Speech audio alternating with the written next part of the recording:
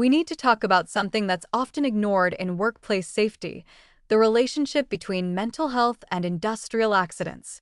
Mental health conditions impair concentration and decision-making, which directly increases accident risk.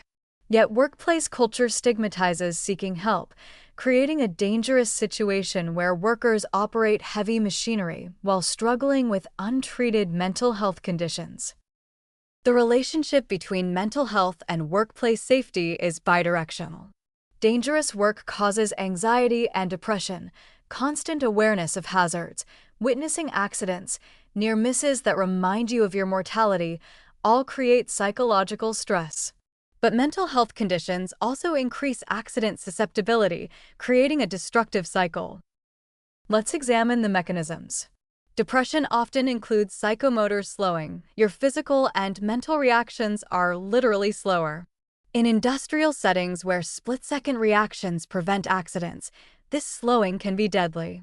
Rumination, the repetitive negative thinking characteristic of depression and anxiety, acts as a constant distraction. You're physically at work but mentally replaying conversations, worrying about problems, and not fully present to your environment. Anxiety impairs sleep quality, and we've already discussed how sleep deprivation increases accidents. Depression can also lead to hopelessness that manifests as reduced concern for personal safety, a subtle form of passive self-harm. Workplace mental health support varies dramatically. Some employers have employee assistance programs that provide confidential counseling. But utilization is often low because workers fear stigma or don't trust confidentiality. Cultural change is needed, reducing the stigma around mental health so workers feel safe seeking help. Supervisor training to recognize signs of distress can enable early intervention before mental health crises occur. What resources exist for workers struggling with mental health? Many EAPs provide short-term counseling and referrals to longer-term care. Community mental health centers offer services on sliding fee scales.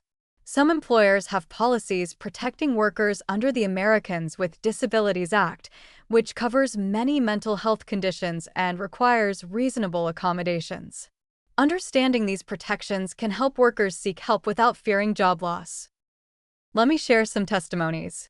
Workers who had accidents during mental health crises described the experience: distraction, slowed reaction time, lack of concern for their own safety.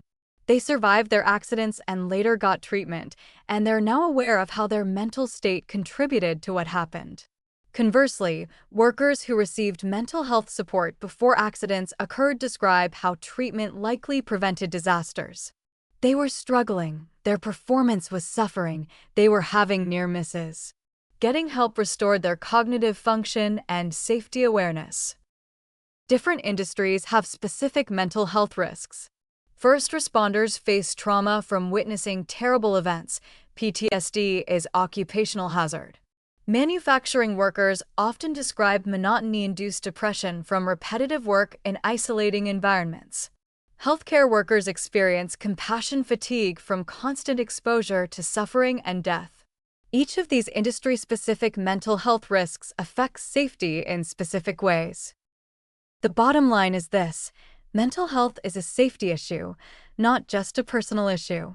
Workers struggling with depression, anxiety, PTSD, or other conditions are at higher accident risk. Providing accessible mental health support isn't just compassionate, it's a critical safety measure that protects workers and reduces accidents.